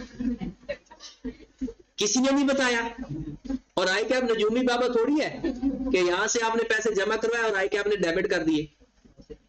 आई कैप को कैसे पता चलेगा? आई कैप को या तो मैसेज रिसीव होगा या आई कैप के पास स्टेटमेंट जाएगी। उस स्टेटमेंट में जाएगी जी निशा असलम ने CN नंबर ये है, इतने पैसे जमा करवाए हुए हैं, तो इसको स्लिप जारी कर दो। अब वो पैसे बैंक ने आई कैप मतलब अपनी बुक में कब डेबिट करेगा? बैंक स्टेटमेंट को देखकर। तो customer directly deposited in our account, तो बैंक स्टेटमेंट क्रेडिट हो चुकी है या डेबिट हो चुकी है? क्रेडिट हो चुकी है, लेकिन कैश बुक अभी डेबिट, तो 100 को मैं क्या करूंगा? कैश बुक में डेबिट कर दूंगा। तो यही बेस्ट होता है, डेबिट इन कैश बुक, यही बेस्ट है। दूसरा तो लिखने की भी जरूरत नहीं है, वैसे लिखना तो लिख लो, या डेबिट इन BRS। ये BRS बस ऐसे ही है, एक सवाल पेपर में आया हुआ इसलिए इसको साथ ये हमारी लायबिलिटी बन गई है, वरना ये बेस्ट वाली ऑप्शन ही लिखी जाती है। नंबर 5, डिविडेंड का तो सबको पता है क्योंकि I2B तो माशाल्लाह सबके पास है। तो जिसका नहीं भी पास, डिविडेंड वो होता है कि कंपनी में जो हमने शेयर खरीदे होते हैं ना, उसका प्रॉफिट का हिस्सा, तो कंपनी भी खामोशी से हमारे अकाउंट में पैसे ट्रांसफर कर दे। वो हमसे पहले अकाउंट सारी डिटेल ले लेती है, जैसे ही वो डिविडेंड सब शेयर होल्डर को देती है, हमारे अकाउंट में भी पैसे आ जाते हैं। अब वो जो पैसे हैं हमारे अकाउंट में आ गए, तो मतलब किस बुक में आ गए? बैंक स्टेटमेंट में आए या कैश बुक में? बैंक स्टेटमेंट में डायरेक्टली आ गए, और बाद में हमें जब बैंक स्टेटमेंट देखा तो उधर क्रेडिट हो रहे हैं, इधर डेबिट नहीं हो रहे, तो हम कैश बुक में डेबिट कर देंगे। मैसेज बोलते हैं, देखिए मैसेज आने से पहले ही क्रेडिट हो चुका है। सपोज दैट आपने मैसेज पढ़ा ही नहीं, जैसे मैं आप लोगों के मैसेज नहीं पढ़ता, तो अब कैसे पता चलेगा? तो मैसेज पढ़ो या ना पढ़ो, लेकिन ओरिजिनली क्या होगा कि जब आपको जब आपके बैलेंस शीट में बराबर नहीं आ रहे होंगे ना, मसला तब है। जैसे एक दफा पेपर में बोला क्या सवाल है कि हमने कैश बुक बनाई, हमारे हिसाब से ना कोई 34,000 रुपए ना बैंक में पड़े हुए हैं। बैंक स्टेटमेंट मिली तो वहां पर लिखा होता 17 लाख ओवरड्राफ्ट। अब देखो हार्ट फेल होगा या नहीं? मतलब हम सोच के बैठे हैं कि हमारे 34,000 अकाउंट में पड़े हुए हैं, हम चलो अक्सर जी शॉपिंग करेंगे, ईद आ रही है, जूता लेंगे, कपड़े लेंगे, लेकिन जब बैंक स्टेटमेंट आई तो वहां लिखा जी 17 लाख ओवरड्राफ्ट। तो जब वो स्टेटमेंट आती है ना, सारी पिक्चर तब सही क्लियर होती है। दरमियान में अगर मैसेज को देखकर आप रिकॉर्डिंग करना चाहते हो तो कर लो, ठीक है। ये मैसेज तो अब आते हैं ना, BRS बहुत पुरानी है, तो मैसेज तो अब आना शुरू हुए, तो BRS तो उससे भी पहले किया है, तो हमने पहले वाले भी एरर पढ़ने हैं और नए एरर भी पढ़ने। और आपको पता है मैसेज इतना रिलायबल रिसोर्स नहीं समझा जाता। अच्छा जो होता है ना, वो होता है ईमेल। व्हाट्सएप को भी नहीं समझा जाता, मैसेज को भी नहीं समझा जाता, कॉल को भी नहीं समझा जाता, रिकॉर्डिंग को भी नहीं समझा जाता। सबसे मेन आप ऑफिशियल जब आप जाओगे ना, तो अभी वैसे बता भी देता हूं, जब आप फर्म में जाओगे ना, तो उस वक्त आपका ना एक ऑफिशियल ईमेल जीमेल जनरेट होता है, करना पड़ता है। कुछ लोग तो अपना पुराना जीमेल दे देते हैं, अक्सर मैंने देखा जी क्रेजी परी @gmail, king786 @gmail। तो ये ना ऐसे आपने जीमेल नहीं लिखनी, अपने नाम से जनरेट करो, अपने नाम से आगे वो कुछ नंबर आते हैं। जैसे अगर आपका पूरा नाम है समी, तो आपने समी का जब करोगे ना, तो आगे ऑप्शन दे देगा जी समी 789, या उस तरह से कोई अपना नाम जनरेट किया करो जो प्रॉपर आपने सारी जिंदगी इस्तेमाल करना है। और आपका जितना जीमेल पुराना और रिलायबल होगा, उसकी उतनी वर्थ ज्यादा होती है। कल को जब आप किसी प्लेटफॉर्म के ऊपर अकाउंट बनाते हो ना, तो जो आप फ्रेश क्रिएटेड जीमेल होता है ना, उस पर अकाउंट वो क्रिएट ही नहीं करता। अभी आप जाओ अपने जीमेल के ऊपर ना व्हाट्स यानी अपवर्क के ऊपर अकाउंट बनाओ, बनेगा ही नहीं। आप मेरा जीमेल मैं आपको देता हूं, उसी वक्त बन जाए, क्योंकि मैं जब से इस्तेमाल कर रहा हूं ऑफिशियली, मैं ही वेरीफाइड है। मतलब मेरे सारे अकाउंट्स में वही है, मेरे सारे एजुकेशन सिस्टम के अंदर भी, मतलब वो एक इतना पुराना है, हर जगह इस्तेमाल हो रहा है तो वो एक वेरीफाइड है, तो वो फेक अकाउंट नहीं माना जाएगा, क्योंकि आपको पता है फेक अकाउंट भी बन जाते हैं, आप लोगों ने बनाए होंगे, लड़कों ने तो खास तौर पर बनाए होते हैं। तो वो जो फेक अकाउंट है उसकी वजह से अब बहुत सख्ती हुई है। पहले आप जीमेल जितने मर्जी जनरेट कर सकते हो, अब आपको पता है आपके ना मोबाइल नंबर के ऊपर जीमेल बनता है। तो अब जो एक तो अपना मोबाइल नंबर अच्छा रखें और वही रखें, और ये जो अगर आपको रॉन्ग कॉल्स आती है, ये इस तरह का मसला होता है ना, तो ये कोई बड़ा मसला नहीं है, ये आपके ऊपर डिपेंड करता है। अगर सपोज ब्लॉक नहीं भी करते कुछ, अब साइलेंट कर लो। आप एक मोबाइल नंबर की कॉल नहीं सुनना चाहते हो या सपोज, तो इसका सबसे अच्छा ये नहीं कि रोला डाल दो जी मुझे रॉन्ग कॉल्स आ रही है, पता नहीं कहां, किसी को कुछ कहने की जरूरत ही नहीं है, सिंपल ब्लॉक करें। अगर आपको लगता है कि वो मैसेज अनएथिकल आ रहे हैं तो पढ़ो ही ना, ये सारे का सारा कंट्रोल आपके ऊपर है। अगर आपको लगता है, सबसे बड़ी जो बात होती है ना, हमारे पेरेंट्स को भी इस बात को समझना चाहिए कि अब आप लोग जब नंबर आपका किसी के हाथ लगना ये कोई आम सी बात है, पेरेंट्स को भी समझना चाहिए, और आप लोगों को भी जैसे ही कोई इस तरह की एक्टिविटी आपके मोबाइल या आपके साथ होने लगे, सबसे पहले अपने पेरेंट्स को एक बहुत अच्छे तरीके से बताओ कि ये मसले हो रहे हैं। कल को मैं इसलिए बताया कि कल को आपको जब पता चले तो कोई परेशानी ना हो, बात ही खत्म हो जाए। मतलब ये जो लोग करते हैं ना, ये बुज़दिल लोग होते हैं, लोगों को बताना ये मुझे रॉन्ग कर, मुझे भी कई दफा स्टूडेंट्स आकर कहते हैं कि सर हमारा नंबर किसी लड़के के पास चला गया, खास खबर थी भाई, अगर चला गया है तो क्या मसला है? अगर आप खुद से बात करना ना चाहो तो दुनिया की कोई ताकत आपको मजबूर नहीं कर सकती, क्या जो मर्जी करता, आप साइलेंट देखें। मैंने मेरे मोबाइल पे मेरे घर से जब भी कॉल आती है तो बेल होती है, वरना नहीं होती, मैंने सेटिंग की हुई है। मुझे पता है कि भाई ये कॉल्स मेरे लिए इतनी ज्यादा इंपॉर्टेंट है कि इनको मैं इग्नोर नहीं कर सकता, उन कॉल्स को मैंने बेल पे लगा दिया है। मेरा मोबाइल साइलेंट पे हो, मेरा मोबाइल को जो मर्जी हो, वो बेल होती है। आप भी ऐसा करें अपने पेरेंट्स का फोन, या जो आप ऑफिशियली, क्योंकि कल को आपने जहरी सी बात है आपने फर्म में सीवीज देनी है, आपको कॉल्स आनी है, क्लाइंट की कॉल्स आनी है, तो इसमें कोई प्रॉब्लम वाली बातें होती नहीं है कि आप जिस तरह से मर्जी करें। हाँ, लेकिन ये मैं आपको कहूंगा कि अभी से अपना एक अच्छा जीमेल बनाए, अपने नाम से बनाए, ठीक है? दरमियान में डॉट लगा ले या दरमियान में कॉमा लगा ले, मतलब वो जैसे होता है ना, नाम के साथ आपके दो नाम होते हैं, जैसे एक सरनेम होता है, ठीक? तो आपके नाम से आराम से बन जाता है। पूरा नाम लिखोगे ना, कोशिश करना कि अगर आप, जैसे अक्सर लोग ना कास्ट लिखते हैं, तो या तो जैसे ना बट जट वगैरह, ये अच्छी चीज नहीं है, मतलब ये लोग जाते हैं, ये नहीं लिखनी चाहिए। जैसे मैं है ना, मैं अपने नाम के साथ गसूरा लिखता हूं ना, तो ये एक डिसेंट लगता है, क्योंकि ये एक आम कास्ट नहीं है, हर बंदे की कास्ट नहीं है। कि अगर मेरा अगर आईडी अगर सपोज मैं लिख देता हूं मोहम्मद इमरान की जगह MI गसूरा, ये फौरन बन जाता है, क्योंकि ये कॉमन नाम नहीं है। तो आप भी इस तरह से, अगर वो राजपूत लिख रहा है, ये अच्छी चीज नहीं है। आप सिंपल लिखो अपना नाम, अपने नाम के साथ आगे कोई आपने कोई नंबर लिख लो, और खास तौर पर डेट ऑफ बर्थ नहीं लिखते होते, कॉमन नंबर कभी नहीं लिखते होते। ट्रेसेबल वो चीजें नंबर लिखो जो ट्रेसेबल ना हो, ठीक है? इस तरह से लिखो कि जो आपको तो याद हो जाएंगे, कोई और बंदा जज ना कर सके, तो उस तरह के नंबर लिखा करो। और याद रखें, पासवर्ड हमेशा वो अपनी डेट ऑफ बर्थ, अपना नंबर, अपना CRN नंबर, ये कभी भी नहीं रखना चाहिए। आपका जो पासवर्ड होना चाहिए वो सिर्फ ऐसा नंबर होना चाहिए कि कोई आपके किसी भी बाकी नंबर के साथ मैच ना करता। उसका ये फायदा होता है कि कल को अगर किसी को आपका, क्योंकि जीमेल तो सबके पास होना है आपका, लेकिन पासवर्ड तो सिर्फ आपके पास हो। और ये सारी की सारी चीजें प्रोफेशनल एथिक्स में आती, तो ये चीजें हमारे पास तो होनी चाहिए, क्योंकि हमारे पास इतना डाटा होता है कंपनीज का, तो अगर हमारे जीमेल से कोई कंपनी का डाटा चोरी हो जाए तो ये एथिकली नहीं होता। चले वापस आ जाए, डिविडेंड के बारे में देख ले। डिविडेंड डिपॉजिटेड इनटू बैंक, क्या करना चाहिए हमें इसको? डेबिट इन कैश, यही बेस्ट है, दूसरा इसकी ऑप्शन नहीं करते। छठे नंबर पर आ जाए जी, खोल दो। नंबर 6, छठे नंबर पर है जनाब cheque dishonour. Cheque received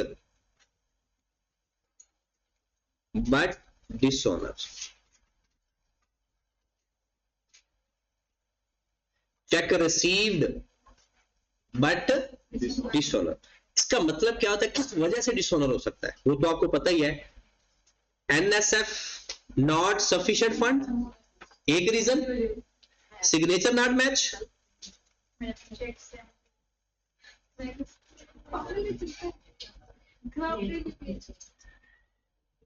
signature, अगर सिग्नेचर मैच नहीं करेंगे तब,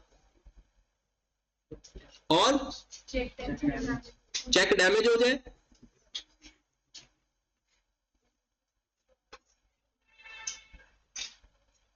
फिगर नॉट मैच,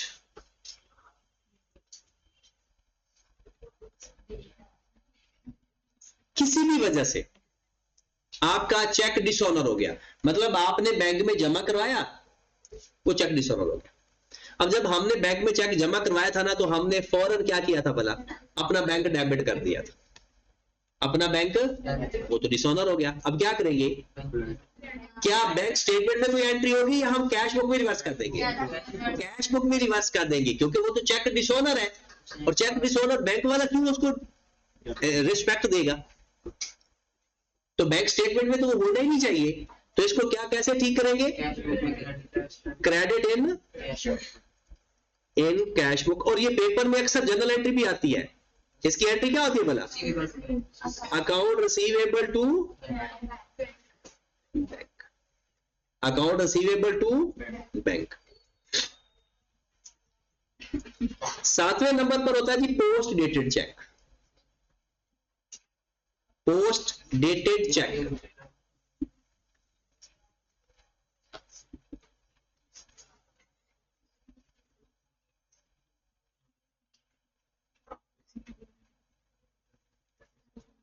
पहले तो इसके बारे में आपको पता होना चाहिए. फ्यूचर डेट के चेक को पोस्ट डेटेड चेक कहते हैं. फ्यूचर डेट के चेक को, मिसाल के तौर पर मैंने बैंक में आज चेक जमा करवाया, 8 तारीख थी या 9 तारीख थी, लेकिन चेक के ऊपर डेट थी 15 तारीख, तो क्या बैंक हमारे अकाउंट को क्रेडिट कर देगा जाके, वो कब क्रेडिट करेगा, जब वो डेट आएगी. अब मैंने जैसे ही चेक जमा करवाया, मैंने बैंक डेबिट कर दिया, लेकिन बैंक ने मुझे क्रेडिट, अब क्या करूं, बैंक स्टेटमेंट में क्रेडिट कर दूं या कैश बुक में रिवर्स, कैश बुक में रिवर्स, क्योंकि बैंक मुझे कभी, उसके पास पावर ही नहीं है क्रेडिट करने की, वो कभी क्रेडिट करेगा भी नहीं. बैंक 6 महीने लेट वाला क्रेडिट कर सकता है और 1 दिन भी पहले वाला क्रेडिट नहीं कर सकता. तो क्या करते हैं इसको, क्रेडिट इन कैश बुक. ये भी चेक डिसऑनर की तरह होता है, ठीक है. उसके बाद होता है जनाब time barred check.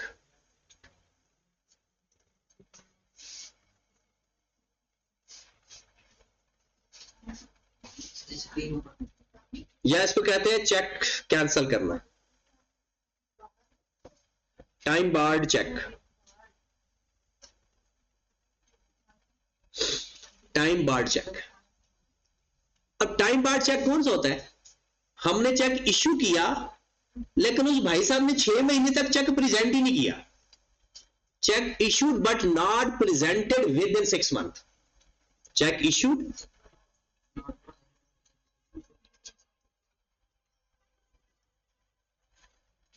but not presented within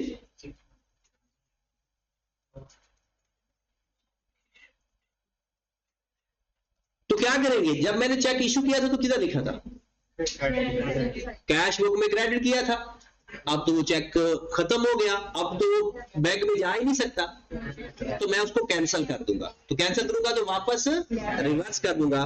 तो क्या करूंगा, debit in cash, debit in cash. Okay, नहीं, ये हमने इशू किया था, ये हमने इशू किया था, ठीक है ना, चेक इशू. नंबर 9, फिर वो ऊपर वाले लिखना है।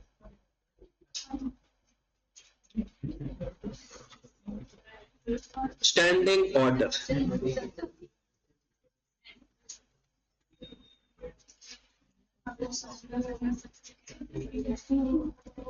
स्टैंडिंग ऑर्डर, स्टैंडिंग ऑर्डर का लफ्जी मतलब क्या होता है? बैंक को इंस्ट्रक्शन देना। स्टैंडिंग ऑर्डर का क्या मतलब होता है? बैंक को कौन सी इंस्ट्रक्शन? बैंक को हमने सपोज दैट कह दिया कि मैंने एक प्लॉट खरीदा है या एक गाड़ी खरीदी है किस्तों पे, आपने ऐसे करना है हर 10 तारीख, हर महीने की 10 तारीख को ना 40,000 रुपया ये उस कंपनी को ट्रांसफर कर देना जिससे मैंने चीज खरीदी। अब आपने उसको एक ऑर्डर दे दिया कि हर 10 तारीख को इतने पैसे आपने दे देने। अब बैंक हर 10 तारीख को आपकी पेमेंट कर दिया करेगा, वो एक ऑटो ऑर्डर लगा देगा, जैसे 10 तारीख आएगी वो आपके अकाउंट से क्रेडिट हो जाए, बैंक डेबिट कर देगा और उसके अकाउंट में क्रेडिट कर देगा। लेकिन आपको कभी वो रिकॉर्ड करना याद रहता है, कभी याद नहीं रहता। अब बैंक ने तो डेबिट करते रहना है, अब बैंक डेबिट कर चुका है और आपने अभी तक क्रेडिट, तो क्या करेंगे? तो स्टैंडिंग ऑर्डर दो टाइप का होता है, एक रिसीट का भी होता है, एक पेमेंट का भी होता है। रिसीट का हो तो वो हमारा पैसे रिसीव कर लेता है, अगर पेमेंट का हो तो वो हमारी पेमेंट कर देता है। तो दो टाइप का स्टैंडिंग ऑर्डर होता है, रिसीट का। रिसीट का ना 1% पेपर में चांसेस होते हैं और पेमेंट का स्टैंडिंग ऑर्डर 99% चांसेस होते हैं कि पेमेंट का ही होता है पेपर पॉइंट ऑफ व्यू से।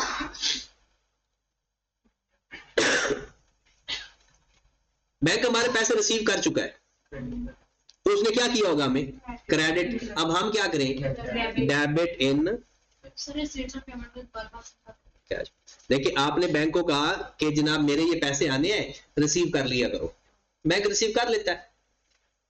अब बैंक रिसीव कर चुका है, इसका मतलब है उसने किस साइड पर लिखा होगा? क्रेडिट साइड पर। तो अब हम क्या कर देंगे? कैश बुक में डेबिट कर देंगे, कोई हमें अभी नहीं पता। पेमेंट के लिए हमने बैंक को कह दिया कि हमारी पेमेंट कर दिया करे, वो कर देता है, तो हमें क्या कर देता है? डेबिट। और हम क्या करेंगे? Credit in.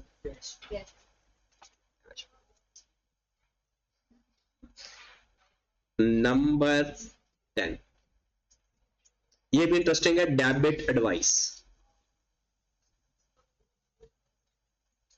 डेबिट एडवाइस का अगर मैं मतलब बताऊं तो फौरन आपको इसकी स्टेटमेंट का भी पता चल जाएगा। डेबिट एडवाइस ये मैसेज होता है जो आपको बैंक की तरफ से आता है। अभी आप कह रहे हैं मैसेज आ जाता है, वो असल में जब आपको मैसेज आए ना और मैसेज में लिखा हुआ your account will be debited, इसका मतलब है बैंक आपको डेबिट कर चुका है। अब हम क्या करें? क्रेडिट कर। तो डेबिट एडवाइस का मतलब क्या है? आपको जो मैसेज मिलता है बैंक आपको डेबिट कर चुका है, डेबिटेड बाय द बैंक। क्या होता है? Debited bye bank. बैंक आपको डेबिट कर चुका है, तो फिर हम क्या करें? अगर उसने सही डेबिट किया है तो क्रेडिट इन कैश। और फिर आपको एक मैसेज और भी आ सकता है,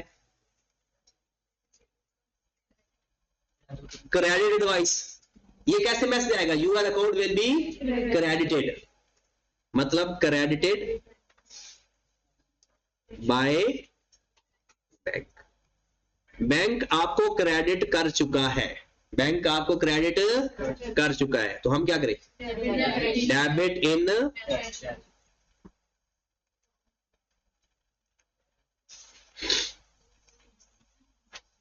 ओके, 11 हो गए टोटल कितने? 13। 12 आते का 11। चलो 12 13 error by bank,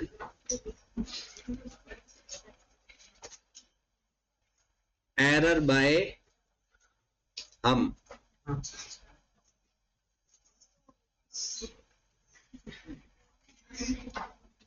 error by bank, अगर बैंक की गलती होगी तो बैंक ही ठीक करेगा, बीआरएस में ठीक करेंगे। बैंक की कोई भी गलती होगी बीआरएस में ठीक करेंगे। उसने गलत डेबिट कर दिया तो क्रेडिट कर देंगे, क्रेडिट कर दिया तो डेबिट कर देंगे। और error bye entity cash book में ठीक करेंगे। ठीक होगी बात। अब अगर किसी ने इसमें ध्यान दिया हो कितने सारे एरर के अंदर होगा टोटल या चले, इसको यहां तक कर लेते हैं। बड़े ध्यान से देखा हो किसी ने तो सिर्फ 3 एरर ऐसे हैं जो बीआरएस में ठीक होते हैं, तो याद कर लो। सिर्फ 3 एरर ऐसे हैं जो बीआरएस में ठीक होते हैं, वरना सारे कैश बुक में ठीक होते हैं। ये अब ये चेक करके देख लो, एक नॉट प्रेजेंटेड चेक, एक नॉट क्रेडिटेड और एक एरर बाय बैंक। आखिरी second last error by bank भी बैंक स्टेटमेंट में ठीक होगा, एरर बाय बैंक भी बैंक स्टेटमेंट में ठीक। 3 एरर बैंक स्टेटमेंट में ठीक होते हैं, बाकी सारे एरर कैश बुक में ठीक होते हैं। कस्टमर वो उसने डायरेक्टली डिपॉजिट हमारे अकाउंट में जमा करवा दिए, बैंक में पैसे आ गए, अभी तक हमने नहीं लिखे, हम कैश बुक में लिख देंगे। नहीं लिखा जा चुका है, उधर तो लिखा गया, अब हमने लिखना है तो हम किस में लिखेंगे? डेबिट है ना, तो कैश बुक में ठीक कर रहे हैं ना, ठीक है जी। 8 वाला है जी टाइम बाद चेक, वो चेक होता है कि जो हमने इशू कर दिया, अब उस भाई साहब ने 6 महीने तक जमा ही नहीं करवाया, अब उसका टाइम खत्म हो गया, अब वो चेक कैंसिल होगा, तो हम चेक कैंसिल करेंगे तो पहले हमने जब इशू किया था तो क्रेडिट किया था, अब वापस क्या कर देंगे? डेबिट कर, ठीक है। पे ऑर्डर होता है कि जब आपने किसी पैसे जमा करवाने होते हैं ना, सपोज आपने पैसे कराची में भेजने हैं, तो आपने क्या करना है कि एक पे ऑर्डर बनाकर दे दोगे, वो बंदा उसी बैंक के अकाउंट में जाएगा, उस वो पे ऑर्डर दिखा देगा, उसे पैसे चेक की तरह होता है, लेकिन इसमें ये होता है कि अकाउंट होना जरूरी नहीं है। क्या हुआ? एंटिटी हमारा कैशियर ने गलती कर दी, लिखते हुए गलती कर दी, ज्यादा लिख दिया, कम लिख दिया, मतलब हमने कैश बुक में कोई गलती कर दी, वो एरर बाय एंटिटी होता है।